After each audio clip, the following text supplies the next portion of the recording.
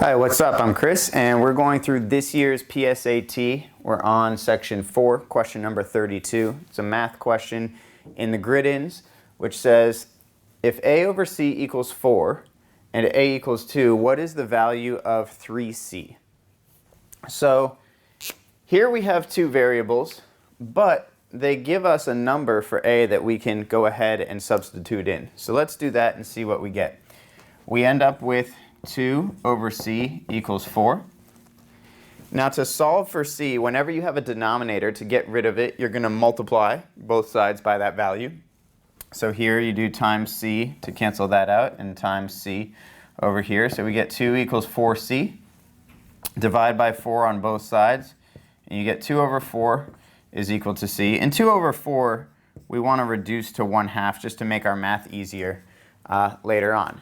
Now, we're not quite done with this question. Even though we know that C is equal to 1/2, the question's asking us for the value of 3C.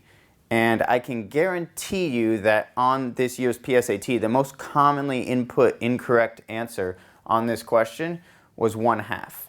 Because that's one thing that SAT and PSAT will oftentimes do to make a question slightly more difficult. They'll have you solve for a variable, but the question is actually asking you to plug it back in to some other expression. So just make sure you're careful with that.